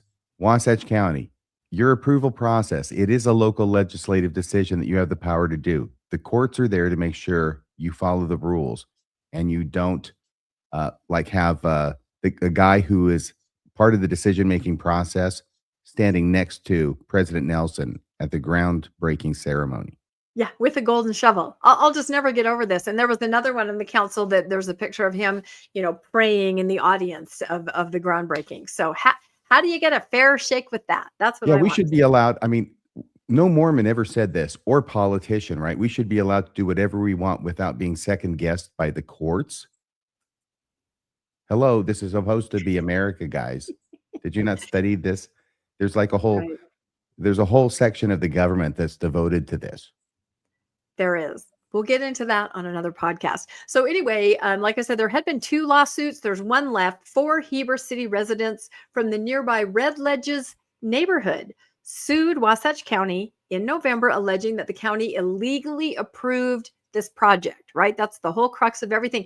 Red Ledges is gorgeous. I have been invited to dinner there a couple times at the clubhouse, and it's incredible. One apostle that I know of has a second home there. Several general authorities have second homes there. Who's the apostle? Do you really want me to say? And the LDS Church owns 2 lots right next to the golf course. So is it Uchtdorf? If I blink once, it is. But I didn't say it out Elder loud. Uchtdorf. I drove past the second that house at Red Ledges. Is that what you're saying? Yeah, I saw it. It was a nice house. Anyway, so this is where this is coming from. They're saying the county illegally, passed this through, nudge, nudge, wink, wink, and it's illegal. So in 2025, in the summer, we reported on this. 4th District Court judge initially ruled that the church can go ahead and keep building while the whole appeal is going on with this lawsuit, right? And then flipped it and said, no, you have to stop. So you have this moment where the church was kind of building. There were some, they remember, this is where they have to pump out 1 million gallons a day of water. Yes. And then over 500,000 in perpetuity. So the Supreme Court said, okay, or the district court said, hold on. And now it's to the Supreme Court with the church saying, nope, we want to be able to build while the lawsuit is still going on. So the question is, for the petitioners, they argued that continuing construction would cause irreversible harm to the community and environment, mostly focusing on the pumping of water. There's no way to get that back, right? And everything that they're doing. Whereas the church says it's totally fine. We will tear everything down if for some reason the lawsuit ends up, in the petitioner's favor. I don't believe that they're going to do it. And they also say it's going to cost us so much money.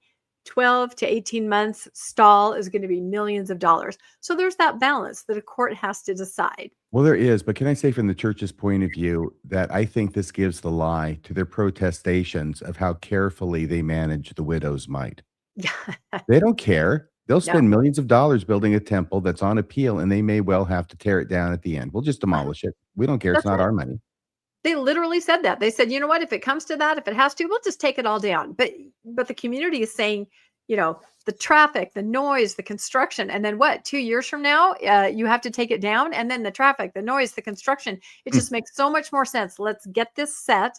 Yeah. Let's wait so that everybody has the go ahead and everything's legal. It makes no sense the other way. So anyway, the Supreme Court will rule at some point. I have heard from some residents of Heber that it could be a year. The bottom line is it's going to be a dark skies Christmas for them, at least for this Christmas, and we'll keep following it. But Heber, still in the news. I'm not familiar with this area of the law, but I would not be surprised if there is a component of it that the church needs to prove by some degree that they have to build it right away, that this postponement is causing them some kind of irreparable injury. I think it's the costs. They're saying that construction costs are going up so much that if they wait to build, it's going to be double the cost. Well, if that's true, then no injunction should ever be put on any building project pending appeal. Yeah, well, they certainly can't argue. There are millions of souls in spirit prison that That's now their argument. need little Cindy Lou, from Provo to come in and do that baptism, or they're not going to be released. That's the argument. The real argument. No, the real argument is they want to get that huge temple up in the flight path of that airport as soon as possible. Yep, they do. Oh boy, Moroni actually does have to have a red light on it. It's that in the path. Do they have a Moroni on this temple? They did. I think they designed it. Yeah. Let's see. We made jokes that it would have the little like that. So we'll see. We'll see what happens. I think that's the end of my story. That's all I have on temples. Bill, back to you. I'm not sure there is a Moroni there. Oh, you know what? Maybe there isn't. All right. Well, then it would just have to have a little, some kind of flashing red light at the very tip top. 210 feet. 210 feet in what was formerly a dark skies area. And this is one of the major complaints of the lawsuit and the dark skies lawsuit that had to be dismissed. This area was dark skies for 20 years. Within 10 minutes, when the church comes in, oh yeah, sure. Oh yeah, that was nothing. We don't know what that was. No, go ahead, right? Everything was overturned. The zoning in the dark skies, just right away for one particular requester. Mm-hmm. Well, speaking of overturned, Elder Bednar says that by the members having faithfulness, your faith can overturn the salvation of your wayward child. And so I'll put this up. Elder David Bednar recently gave a message, and I put a lot of thought into this week. I put a post up on Facebook. I put some comments down and we'll get into it. And I'd love to pause at a few places and get a conversation from the two of you, get some thoughts from the two of you. But Elder Bednar recently gave a message that's being circulated by LDS Living. It's aimed at parents whose children have stepped away from the church. The core message is familiar. Parents are encouraged to stay faithful, trust covenants, believe that their children are still spiritually connected, and can be pulled back into the church over time, or at least into heaven after death. It's framed as hope, patience, and love. On the surface, it sounds gentle, but for many people who have left Mormonism, it lands very differently. And we've all dealt with this. There's these articles that tell the believing parent to double down on their faith, to serve the Lord even more, to be even more faithful and righteous, and that the Lord, knowing your heart, will figure out a way to rescue your child and bring them back to the gospel in this life or the next. And whenever I hear that message, I get bothered. And I know why I'm bothered in part. And then as I thought about this topic, I also thought, I don't know, there is a similarity on the other side of the coin. The person who's left thinking their parents who stay are foolish or being manipulated or being abused by the Mormon Church.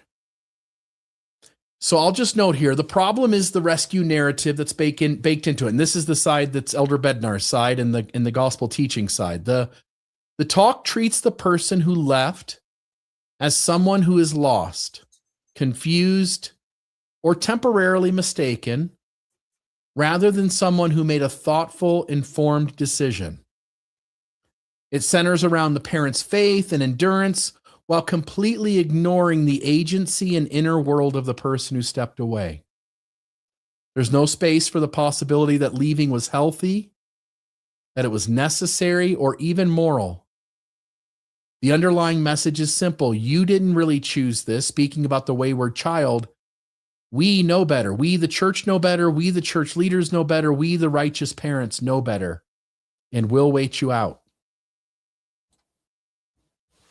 To be fair, ex-Mormons can sound similar sometimes. People who leave often want to warn others about harm, control, and deception, and that can come across as condescending just as well. Nobody likes being told they're trapped or don't see clearly yet. So yes, there is an overlap in tone at times. Both sides can slip into talking about people instead of listening to them. And I think that's worth owning. But I want to be clear here. These two approaches are not equal.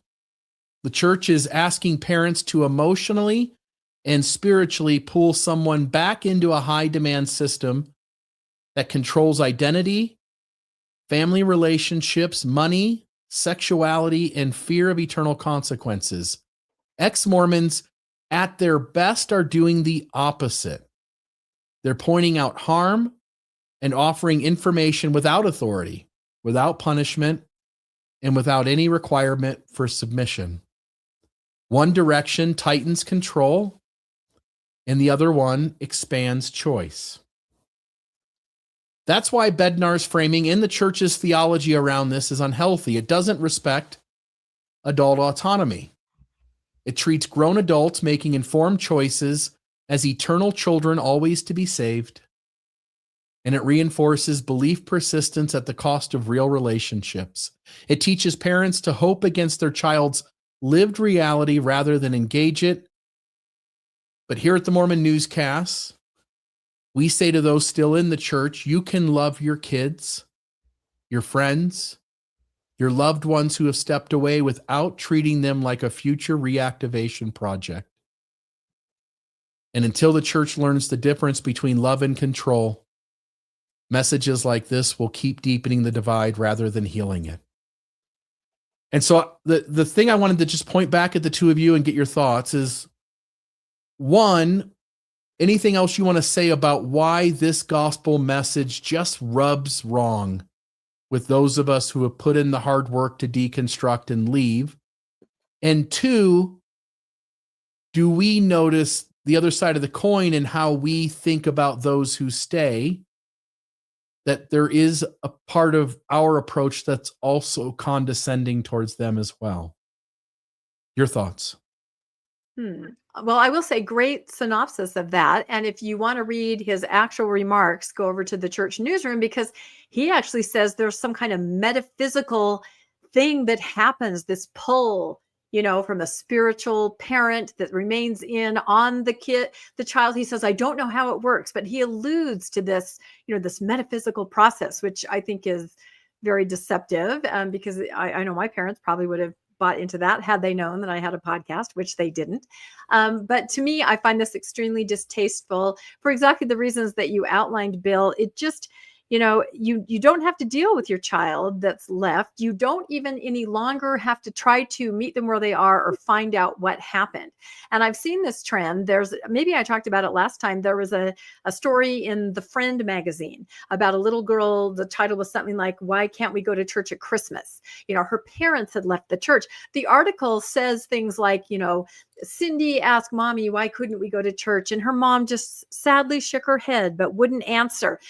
They're not going to go there. Why somebody might step away, it's just a negative thing, and they're addressing it. So in this case, the parent, you don't find out, you don't meet the child where they are, like you said.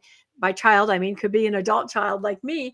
But what you do is you take it upon yourself. It's like fasting, wishing, without food. I can do something. I can leave my child and serve a mission. I can go to the temple every day and not have anything to do with my child in this life, but I'm saving them in the next life, is what it is. It gives this false hope. It gives these tasks that make a parent who's, devastated, right? And not understanding their child feel that there's something they can do to influence, their child's life choices. And we all know that that's not accurate. And it's just false, and it just rubs me the wrong way. As far as your other question about, are we, sort of doing the same thing? Most post-Mormons that I talk to, they kind of like how I saw my parents. I never would tell them anything. They were perfectly happy in the church. I never tried to draw them out. I never tried to say anything. I saw what it did for them. And I see in my own family, I would never try to pull them away because it's working for them, if that makes sense. At this point, if they ever need my help, they can come seek me out, but I'm not going to push that agenda. So me personally, and a lot of other post-Mormons I know, we just don't go there. So we're not pushing an agenda. But I also understand the side of being angry and frustrated and trying to point out to people, don't you understand? There's somebody who has a CSA, conviction. He's in your ward. You want to warn people. So I don't know. I can see it both ways. What do you think, RFM?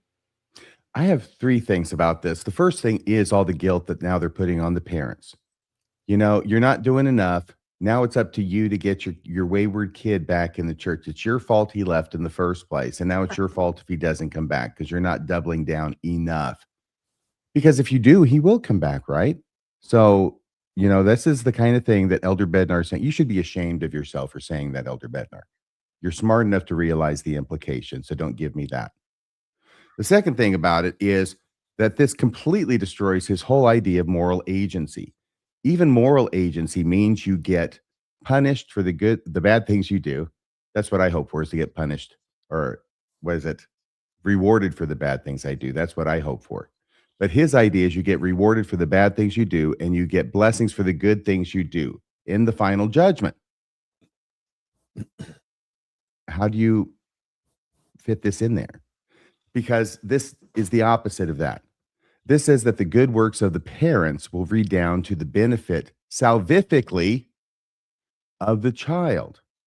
So when I look at Elder Bednar, what I see is a person who is holding two contradictory ideas in his head at the same time. And even he says in that talk, he says, I don't know how to understand this because it doesn't fit into what I believe. So why are you teaching it? It's a strange thing. It's a strange thing. But I think that, what is it called when you hold those contradictory ideas in your head at the same time? Is that cognitive dissonance? Yeah. I think it is. And the third thing, and I just do not ever want to let this story go by about Orson F. Whitney and the tentacles of divine love. It sounds like an H.P. Lovecraft story. But to remember that expression and that entire teaching of Joseph Smith came about in the context of the marriage, the plural marriage of Joseph Smith to Sarah Ann Whitney. I think that was 1842. Doesn't really make any difference what year it was. It was July 27th, 1842. That's, I believe, the granddaughter of Orson. And Newell and Elizabeth Whitney are the parents of Sarah Ann Whitney that Joseph Smith wants to marry. There's a whole lot of things that went on there, which are fascinating. Bill and I have covered that in a prior podcast. He probably even remembers the name of it, probably even the number. He's amazing that way. But Sarah Ann Whitney's brother, Horace, was not having this at all. In fact, Joseph Smith was concerned. I think it was Joseph Smith who was concerned that he might be, quote, serious trouble, unquote, that Horace might be. And Joseph Smith reassured Newell and Elizabeth Whitney, the parents of Sarah Ann Whitney, about Horace, that the tentacles of divine love will reach out to him and bring him back in as long as you give me your daughter in plural marriage. So you see, this is the genesis of that teaching, is plural marriage. And once again, I've got to tell you, the people who say that in Mormonism, it's like everything leads back to plural marriage, they're kind of right. They're kind of right. And who did, I'm so sorry, A Year in Polygamy? She does Sunstone. I'm just having a mild infarction. Lindsay Hansen Park. Yeah, Lindsay Hansen Park. She's the one who said that everything in Mormonism leads back to polygamy. And so do these tentacles of divine love. And that's why they don't fit into the plan of salvation, because they were a specific purpose. It was an exception to the plan of salvation that Joseph Smith used in order to get the plural wife he was looking for. Do you remember that podcast we did, Bill? That was a great one. I know that we did that, but I don't remember which one it was in. I imagine. Yeah, I don't. It's okay if you don't remember. I can look it up. Yeah. You can give me your thoughts. I think the point you make is one that Mormons in and out of the church, people who have left the church and people who stay, ought to be aware of, which is that polygamy is such a root of a lot of doctrines and theology. One of which is that somehow when you're obedient to the leaders of the church, there is some blessing that extends beyond just you, that free agency, for all its importance for 200 years, really doesn't exactly work the way we thought it did. Of course, Bednar's taken that away now, but it doesn't work the way we thought it did, because we have these teachings where, as you pointed to as an example, that if we're obedient to Joseph Smith, we allow him to have access to our daughters, then Heber C. Kimball in regards to Helen Mar Kimball, for instance, Brother Partridge, in regards to his two daughters. Mm-hmm. There is this thing where, hey, if you let me manipulate you into letting me have access to your kids, you'll get some extra special blessing for that, when that stands in complete contradiction to another gospel of Jesus Christ of Latter-day Saints that I was taught, which is that everybody is responsible for their own sins and nothing is held on the kids' heads based on what the parents did. And those two things don't go together. They don't mesh. And Mormonism, Joseph Smith said, in proving contraries, truth is made manifest. We're all sitting here for 200 years still trying to figure out how to reconcile all of it. Yeah, and you remember that Sarah Ann Whitney was the one, she's very young, marries Joseph Smith, can't say yes to any of the suitors who come by, want to court her for marriage, even though she's of courtable age, but nobody knows she's married, so she has to say no. So remember, they had the sham marriage, which Joseph Smith arranged between her and Joseph Kingsbury. So everybody would understand that she was married, but that was the sham to cover the real marriage, which was the plural marriage that Joseph Smith got her to do, in part by promising those divine tentacles of love would extend out to Horace. I think it just makes parents feel like they have special power, as if they didn't already have special power just being LDS, right? Mm-hmm. Special power to soften the hearts of the adversary who won't let you build a temple in a town. Or, everybody feels like they have a God complex, like they somehow can change everything through fasting or praying or whatever it is, temple service, more tithing, all of that. You just feel that you can control even the weather, right? Praying for moisture. And that's kind of the secret special sauce of Mormonism. You have a power that others don't. And when you face a situation like a child leaving the church, you feel completely not powerful. This gives you some of that back. So every time you spend 10 hours in the temple away from your friends and family, you're like, okay, I'm doing something Right. when there's nothing to be done. But, Right. that's human nature. You want to feel. It's the same reason that you toss a coin in a fountain or whatever little ritual that you have trying to make a difference when really you can't. But This is a great point. When I say shame on you, Elder Bednar, I mean it. But let me explain that I mean it, because what you're doing is you're telling parents of children, I mean, the group of people who are going to do anything they possibly can to save their wayward child, anything they could do, they would do. So now they're going to sacrifice more and more in church service, going to the temple, reading their scriptures, praying, fasting, all of these things that they can do, that they think they need to do. And as long as that kid isn't coming back, they're not doing enough, which means they've got to do more. This is why you should be ashamed of yourself, Elder Bednar. I'm just asking, was it this episode where we talked about the predatory techniques of Joseph Smith? I am not sure. Honestly, it might have been, because I can't remember it all. I just remember it's a fascinating story, and I learned a lot covering it, because this was the story in the podcast that we did that made me realize that tentacles of divine love, this is where it came from. Yeah, I'm not sure if it was that one or not, but in that one, we talked about all of the predatory techniques that the prophet Joseph Smith used to manipulate women into relationships. So it would make sense that it might be covered in that one, but maybe not. Okay, well, appreciate those thoughts. We've got one more little Christmas story, I believe. One more. I had to throw in a Christmas story. I still have to say about the last story. Tentacles is never like a positive image. That's never something, that you're going to have a warm, fuzzy feeling about. Tentacle It's like 20,000 is like, leagues under the sea. strangling or constricting or controlling or tentacles is, and I feel like somebody needs to get on AI and make this tentacles of love. So, okay, this is a great story. It's very quick. So, you know how I've been talking about the football player missions. And as we find out that these football players are making their own mission on their own terms, I mean, they go out there for a year and that's it. And everyone's okay with that.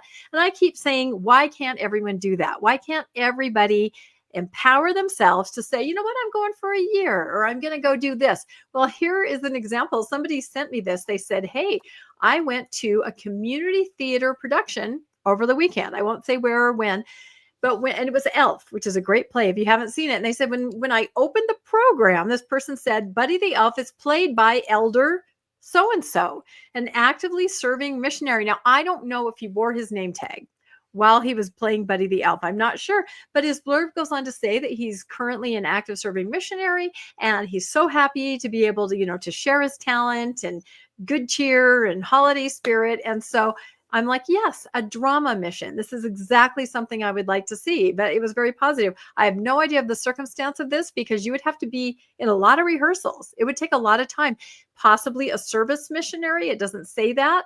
But I just thought it was great. If this is another example of another kind of a mission that somebody kind of crafted for themselves, more power to you. And let's see more people doing that. What do you guys think about Buddy the Elf as a missionary? Amazing. I want to see this show, but you blocked out all the important information. Well, I'll tell you where it is. I'm, trying to keep it private because it had this cute little picture of the missionary. I put a little face on it, but you can see he's got his name tag. I mean, and then they said he was really good, just like so fun, but it says he's on a mission and yet he's able to be in community theater. So use the talents that people have, right? Stop trying to put a square peg in a round hole. Let's let people get out there and serve the community in the way that they best can. I thought it was a great feel-good Christmas story, Elder Buddy. Well, what has his companion been doing this whole time? That's what I want to know. That is a question. Maybe he's in the chorus. I have no idea. Yeah, I don't know. Well, there's that. I do have a couple of announcements here. We do have Thrive in St. George, which is, and I felt like when this was first announced, it was like 8 months ago. And I thought, it's just so far in the future. I'm not even going to worry too much about that. Well, it is just around the corner. February 20th, 21st, and 22nd down here in St. George. If you want a ticket to that, I will leave the link for that in the show notes. And then also we've got the cruise. We're up to about 85 cabins sold. Wow. Isn't that amazing? Yeah. We were all, you mentioned this, Rebecca, we were debating behind the scenes when we first decided to implement this and put this in motion that, hey, do you think we can get 25? Do you think we could get 25? And now we're at 85 or so cabins, at least 84. I think it's 85 now, though. Yeah, Bill was the one that took the risk. Our travel coordinator said, you know what? Most groups start out with 25. And I'm like, yeah, that sounds good. And then Bill's like, no, we're going to go for 50. We're I'm bigger like, than that. Behind the scenes, RFM and I were like, is he insane? Right? I was trying to get everybody to do 85, but you wouldn't listen to me. There's nothing more embarrassing than going, oh, we have so many extra cabins.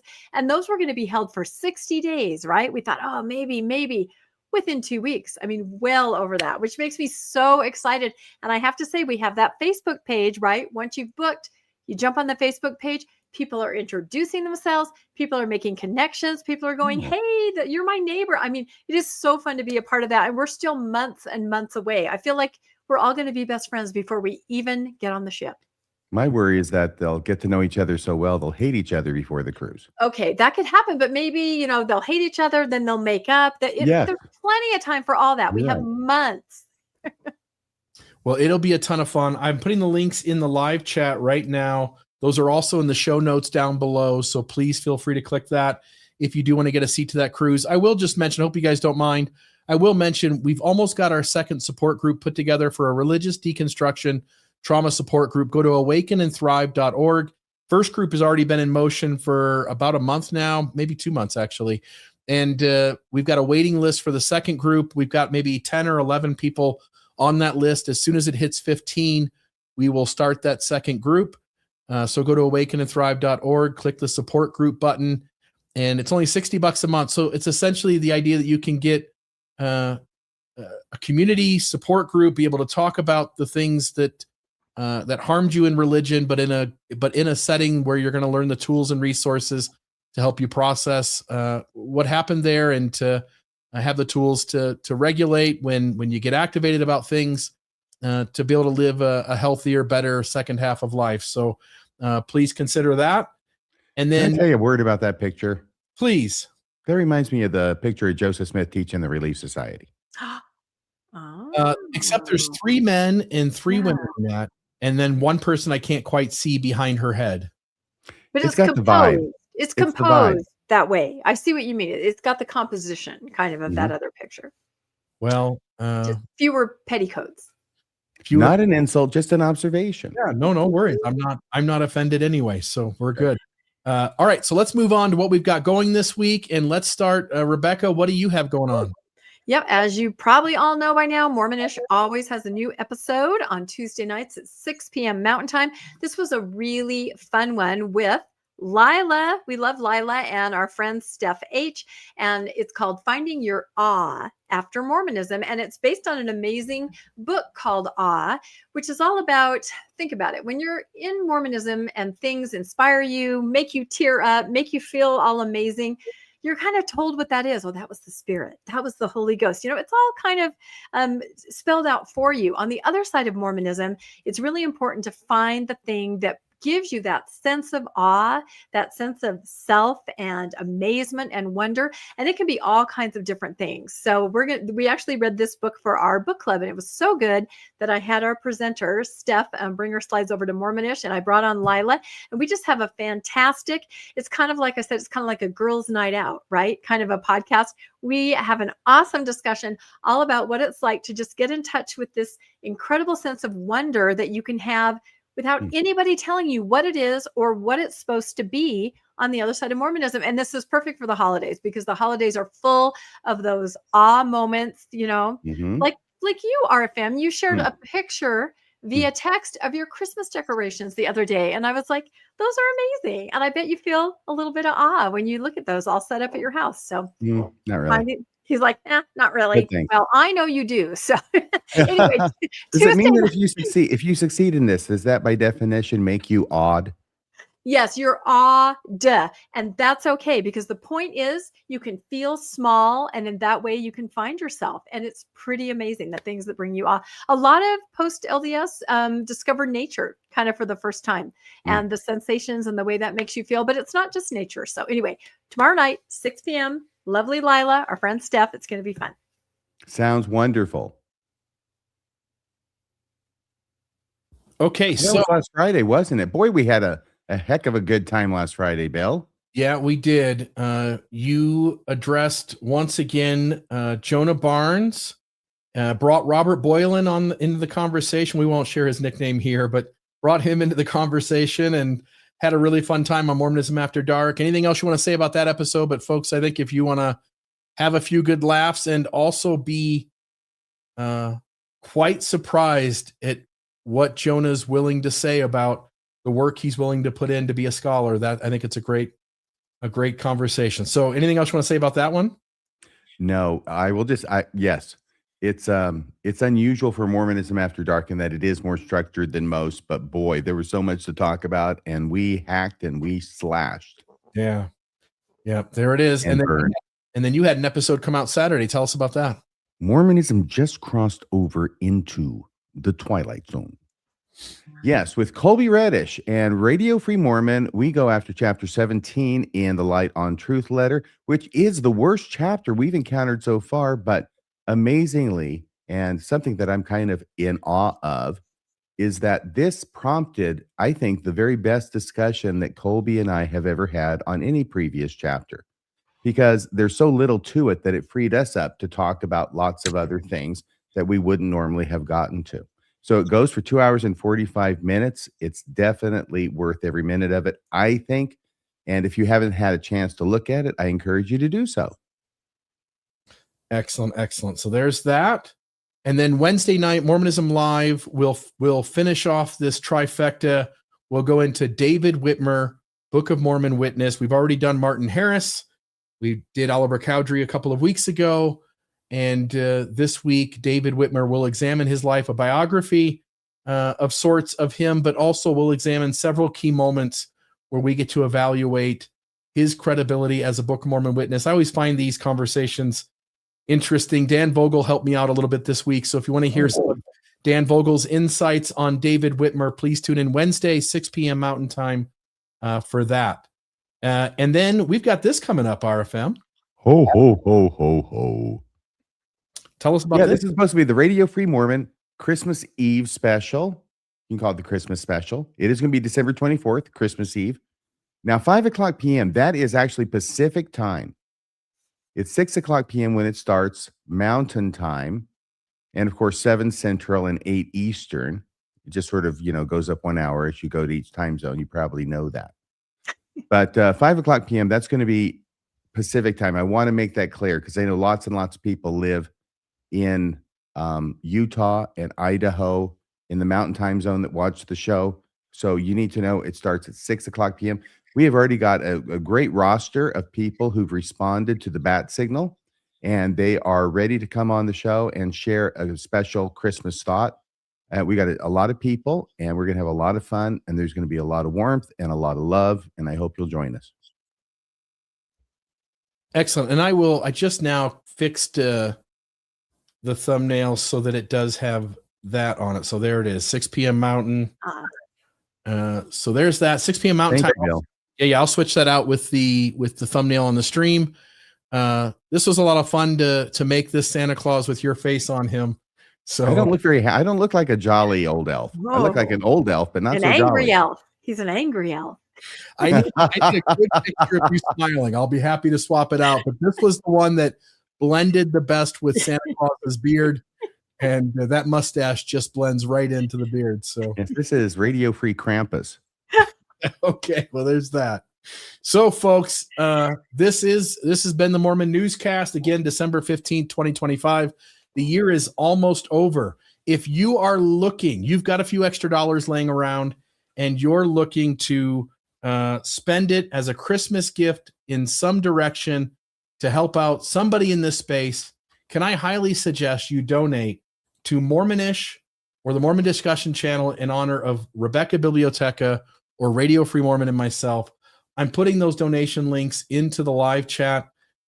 Just pick one of those and donate $5 a month, $10 a month. It can be something small, but we would really appreciate the financial support. We both Mormonish and the Mormon Discussion Channel are both 501c3 nonprofits, and we survive on donations. So we do have to keep asking, and it would be a big help to us if you could consider supporting the show. And to everybody who already does support our work, thank you so much.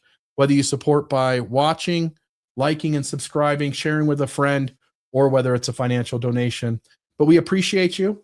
This has been the Mormon Newscast, Radio Free Mormon, Rebecca Biblioteca, and myself, Bill Reel. Have a great night, and we'll see you next week. Bye-bye. That's a wrap for this week's edition of the Mormon Newscast. We appreciate you tuning in and sharing this time with us. Keep the conversation going and stay informed on all things Mormonism. Until next week, wishing you peace and joy. See you next Monday at 6 p.m. on the Mormon Newscast.